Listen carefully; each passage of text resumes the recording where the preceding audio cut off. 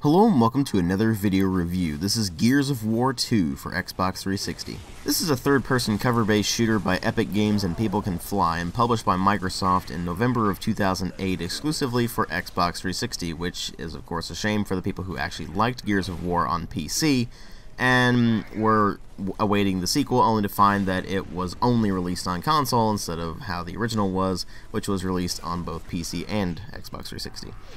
So, when this thing came out, of course, it was a bestseller, and it was widely praised across the board for a variety of things, including things like improvements over the original Gears of War, and the new Horde Mode that was introduced in this thing, which kind of went on to become an entire genre of games in and of itself, which it's not really a good thing, honestly. But, at least in this particular game, it was a pretty novel thing.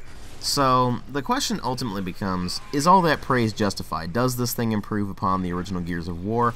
And more importantly, how is it as a third-person shooter? Because, frankly, the original game was not particularly good. Well, as far as presentation goes, it's definitely a step up over the original Gears of War, although not by a huge degree. They introduced some improved lighting effects, as well as improved water rendering, and some changes to the physics.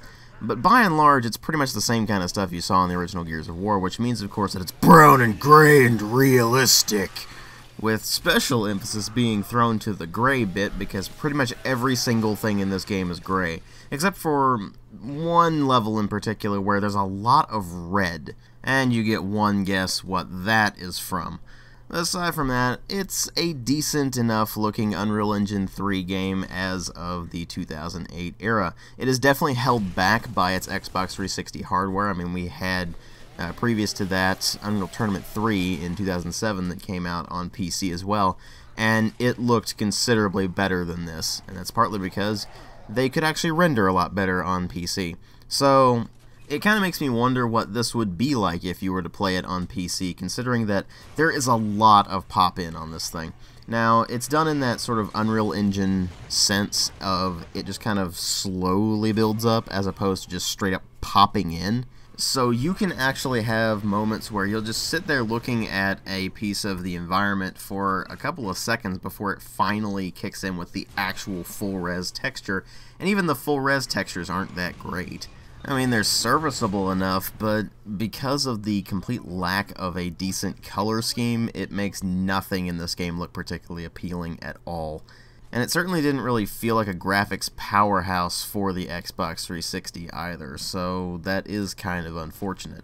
But let's face it, none of the visuals are helped by the choice of art style, which is this sort of post-apocalyptic sci-fi kind of thing, where pretty much everything is gray, like I mentioned before, and you're mostly just going through a bunch of dilapidated buildings with some really crappy looking technology and such like that. So it doesn't look appealing to the eye to begin with, even if this thing were at its prime, for example.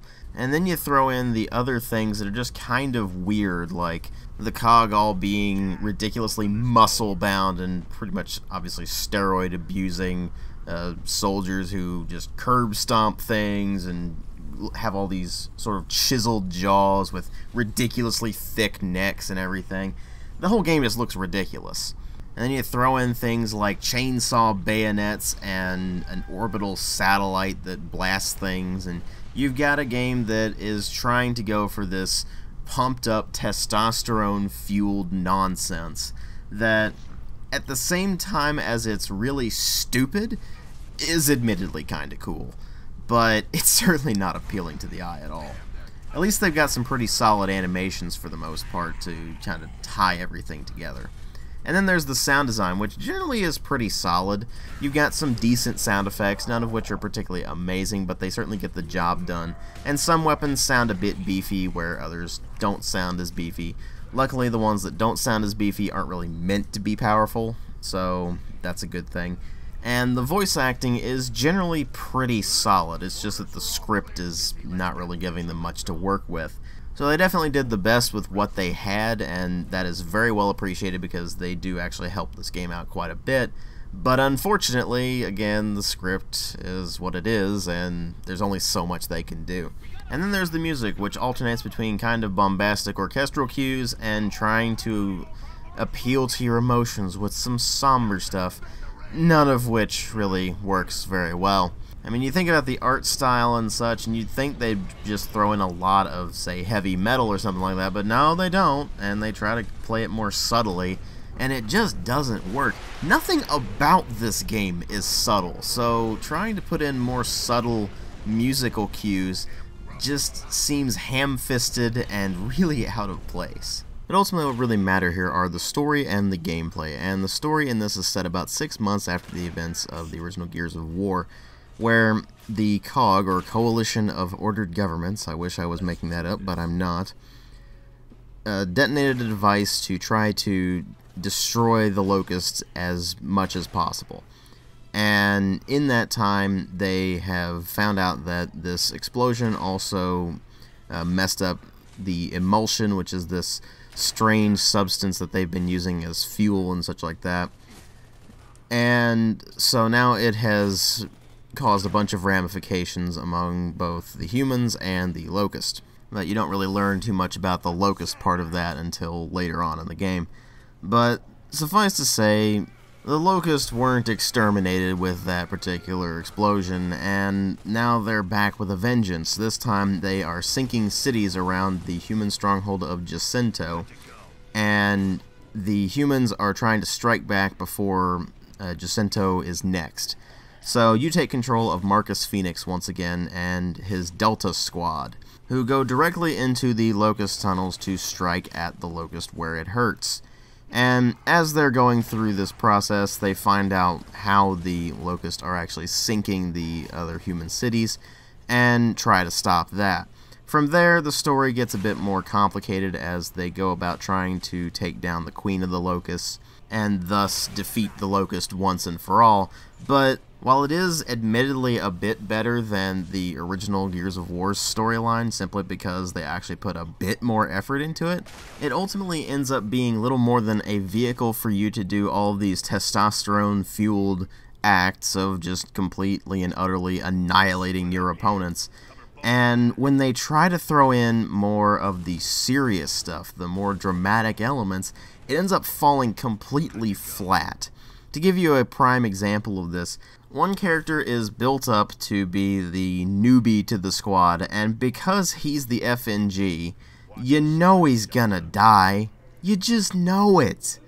And when it happens, you don't care because it's played up in this incredibly melodramatic sense that doesn't even go to the cheesy side of things. It's obvious from the way they have set this thing up that they thought this was going to be some sort of emotional moment for the player, and you don't care. None of the characters in this game are particularly compelling. I mean, some of them say amusing things on occasion, but by and large, they're just these big meatheads who run around killing locusts over and over and over again. And then you got Cole, who is constantly spouting idiotic gibberish, basically. So there's really not much to these characters. Why would we care when this guy dies? He's the FNG! His defining characteristic is that he's the new guy who has basically no experience whatsoever and is rather timid. And that's pretty much it. And every one of the other characters is pretty much one note as well. You can't possibly care about them. I mean, to give you a prime example of another character who has basically nothing going for them, Dom. His defining trait is that he's looking for his wife, Maria. That was how it was in the original Gears of War, that's how it is here. And I'm going to try not to spoil too much here for you as far as the plot goes, but when they try to do things with Dom that are on a more serious side of things, again, you don't care for one, and for another, it's played up in an incredibly melodramatic manner while being incredibly serious about it. If you're going to be melodramatic, at least have the decency to be kind of ridiculous about it. Especially considering that your game is about a bunch of meatheads running around slaughtering these big reptilian humanoids with frickin' chainsaw bayonets. All of these serious plot elements that they try to throw in there just fall completely flat because the game is too ridiculous for you to really be able to get into this thing emotionally. You cannot become emotionally invested in the game. Therefore, when the game tries to throw emotions at you, it fails miserably at it. And it actually comes across as pretty patronizing when it does so. And of course, if you try to delve more into the plot, you're going to find that it's pretty thin. It's really just a bunch of set pieces for you to do kind of cool things. So that begs the question, are the things you're doing cool? Is it a fun single-player experience? Well, let's first delve into what it is. It is a cover-based third-person shooter where there's a bunch of chest-high walls everywhere. You have your roadie run, as it is referred to, where that's your sprint button. It's A, and you hold that down, and you'll go into this sort of crouch run while the camera is shaking horribly, and eventually you can go into cover with that. So it's useful for getting around. If you tap the A button while you're moving in a direction, you'll do a quick dodge roll in that direction. And that's of course useful for jumping out of the way of fire as well as jumping into a piece of cover. And this does present a few problems, particularly with the roadie run, where when you're doing that particular run, it kind of locks you into one direction. If you want to do a quick change of direction, you're actually going to need to stop moving entirely, move the right stick to orient yourself to where you're wanting to go, and then do more roadie running with that. It's pretty annoying, actually, and it feels like you don't really have as much control over your character as you would like to, at least when you're sprinting. The dodge roll is considerably more maneuverable, and when you're just moving around in a sort of light jog sense, as in you're not doing the sprint, it's generally fine, although you do move kind of slowly, and the environments are kind of big. So it feels like it takes forever to get from one place to another, and that's one of the biggest problems I have with the game, but I'll get to that more in a moment. Apart from the cover system, it's a pretty standard console third-person shooter. You have 4 weapon slots, one of which is for grenades, 2 of which are for primary weapons, and then you have another one for your pistol. There are a variety of weapons, each with their own traits, most of which are just carried over from the original Gears of War with some slight tweaks here and there. For example, the hammer burst rifle is no longer a 3-round burst, it is now semi-automatic. And they did introduce a few new weapons, but none of them are particularly interesting. I mean, it's hard to get any use out of the mortar and the ink grenade because the enemy just moves out of the way before you can actually hit them with it. And the new weapon, like the Gorgon submachine gun, or really it's a pistol, is just not that great compared to things like the Boltok or something like that. Because the Boltok does a lot of damage in one shot. It only takes 1 or 2 hits to bring somebody down, depending on where you hit them. And then this Gorgon, you require multiple hits. So the new weapons just aren't particularly impressive, and they don't really feel like they add all that much to the game, and that's definitely a shame. Because other than these few new weapons, this is pretty much exactly the same as Gears of War, just with some very, very slight tweaks here and there. And that's really not a good thing, because the original Gears of War was not a particularly good game. And that really comes back to bite the single player, because you've got this rather static style of third-person shooter. I mean, cover-based shooters are always pretty static affairs, and even though they do try to get you to come out of cover once in a while, generally speaking, you're going to be doing a lot of hunkering down behind a chest-high wall and just kind of poking your gun out to shoot at them on occasion. And it's like that for about 10 hours of single-player gameplay, which is very, very rarely interrupted with anything. So it's basically 10 hours of cover-based shooting that feels sluggish and unresponsive. Aiming in this game just doesn't feel good. I put this thing on the highest sensitivity, and even then that felt way too slow. And so what ended up happening was, when I would try to react and compensate with regards to the enemy trying to duck in and out of cover, I would miss all the time. And it's simply because it would move the reticle in such broad increments that I couldn't really get any degree of precision and speed out of it, and thus whenever somebody ducked their head behind cover, I shot directly over them when I was trying to get a headshot with a sniper rifle, for example. And it just drove me crazy. Now, your mileage may vary a bit on that, but generally speaking, this thing is just too slow. And what ends up happening is the single player just drags on and on and on to the point where it wears out its welcome before the halfway point. And because the story is not compelling, nor are the characters, you're going to find that your reasons for playing through the single-player campaign become more and more strained as it goes on. And eventually, you just hit the point where you're playing it for completion's sake and not much more. I mean, levels are filled with these areas where you're not really doing anything. You're just moving from one place to another because the environments are rather large, even though it's an extremely linear game. and it just takes you a long time to get anything done. If they cut down on the size of the environments, you could probably shave at least an hour or two off of the time that it takes to play through the game. And when the system is inherently tedious like this one is, where you're ducking in and out of cover and it's just a very static affair, but then the enemies are also rather bullet spongy to boot with that, you're gonna find that it's just going to become boring. And you really need to learn how to pace that thing well. You need to be able to break up that monotony with segments that feel pretty radically different. And they don't do anywhere near enough of it. There is one segment where you're driving a tank, and that's about halfway through the game. And even then, the tank feels ridiculously slow, partly because the environments are so big. So even the tank segment outstays its welcome. The game is just a tedious slog as far as the single player goes. You can play it in co-op, and you can choose multiple avenues of going through the actual levels on occasion, where you press left or right trigger to select a path. It's binary, and it's basically just doing things for your co-op partner, so to speak.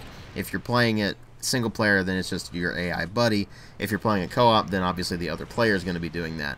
But it still doesn't really do enough to shake the game up, and ultimately it just wears incredibly thin as a result. So the single player is pretty much a dud, but the question becomes, how is the multiplayer component of this thing? Now, I did mention co-op, and you do have a co-op campaign, which is exactly the same as the solo campaign, except that you play it with 2 people instead of just 1. And so pretty much the same thing applies there, but you can have the added bonus of the goofing around in co-op kind of thing. Where things get a bit more interesting are in the Horde Mode and the actual competitive multiplayer. Horde Mode is something that's become relatively commonplace as far as the shooter genre goes, where you basically fight off waves of enemies until none are left. In the case of Gears of War 2's Horde Mode, it is 50 waves, each of which gets harder and harder as time goes on, and this can be played either offline by yourself, or you can play it with up to 5 players online. And if you like that sort of thing, this is one of the better examples of it, and it's definitely a nice addition to the game to give it some extra longevity. But ultimately, we've kind of become inundated with Horde Mode stuff, and a lot of it has become standalone games. So if you've played a lot of these standalone games or these other Horde Modes, then your mileage may vary on that, because if you're like me, then you've played a fair amount of Horde Mode kind of stuff, and that just kind of gets boring. This is one of the better examples of the Horde Mode, though, so it does have that going for it. Now, aside from that, there is competitive multiplayer, and this is one thing that I didn't get to test out in the original Gears of War. And while I did get more experience with this one's multiplayer, I still don't have a live gold subscription, so I don't really have a huge wealth of experience with the online component of Gears of War 2. But it does have a variety of game modes available, each of which has its own little spin on things. For example, you have Warzone, which is your kind of standard team deathmatch mode, where everybody only has 1 life, and when you eliminate the enemy team, your team wins, and you get a point added to your team's score until eventually somebody hits the score limit and wins the match. And among the other modes available, you have things that are variations on Team Deathmatch, like Wingman, where you are part of a 2-man team, and both of you are playing the same kind of character, and you guys have to work together in order to beat all the other teams of 2. And it's a pretty straightforward mode. In fact, most of the modes are pretty straightforward. There are a couple of objective-based ones, for example, King of the Hill, but they've also got another thing like Submission, which is basically where it's a sort of capture the flag, but players are trying to down an enemy and then drag them back to their base so they can score points. It's kind of a silly mode, but at least it's kind of different and is certainly a bit entertaining. And in fact, the multiplayer in general is fairly entertaining. This is where the game kind of redeems itself, partly because it actually has bot matches for pretty much all of the modes except for Horde Mode. But more importantly, the fact that the multiplayer itself is just fun to play. I mean, it's not amazing, it's not the best multiplayer around, but as far as console third-person shooters go, you could do a hell of a lot worse than this. And it's a good thing that the multiplayer is pretty decent stuff, considering how incredibly lackluster the single player is. In fact, judging it purely on the single player, I was prepared to give this a lower score than the original Gears of War, simply because the single player is frankly that irritating to play through. The original game's single player was a complete slog, and in the case of Gears of War 2, that is once again the case. Luckily, they stepped things up in the multiplayer department, so even though it is a third-person cover-based shooter, you can get a decent amount of fun out of that multiplayer. And that's partly because it's usually shorter bursts of gameplay than what you get in the single player. Single player just feels like it drags on and on and on. It has ridiculously huge levels and everything. Meanwhile, the multiplayer tends to be pretty fast-paced and definitely way more mobile than the single player. Because the single player AI is frankly pretty stupid, and they'll just kind of sit there in cover and kind of move back and forth between the two cover bits. So it's very, very easy to take them down for the most part.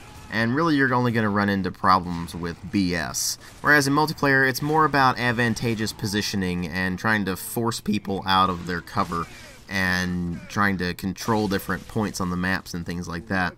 So it ends up being a lot more entertaining to play the multiplayer just because it's faster paced. It's actually a fairly exciting experience, unless of course you're playing it on a lower difficulty of the bots. I mean, even on the insane difficulty, the bots aren't that hard. They're certainly nowhere near the level of higher level bots in the Unreal Tournament games, where those just get insanely hard to fight. So if there are going to be bots in your game, you better make sure that they are on the absolute highest difficulty, which is insane, because otherwise you're not going to have any real challenge whatsoever. And it's obviously best played against other players, so there's that as well. But ultimately, I can't really give this any more than a 3 out of 5. It doesn't really make up enough for its faults to justify going higher than that. The single player being such a big portion of the game, and obviously them putting a lot of effort into making this single player campaign, makes it obvious that they wanted that to be a very major part. And when it's so incredibly weak, it really drags down the experience as a whole, even though the multiplayer is fairly solid stuff. It's just ultimately not enough to really save this thing as a whole. Even though there were some improvements over the original Gears of War, they're mostly just incremental changes that don't really affect the gameplay all that much. And so ultimately, this thing still ends up being a mostly underwhelming, but at best, average experience. So ultimately, it kind of hovers somewhere between the 2.5 and the 3 range.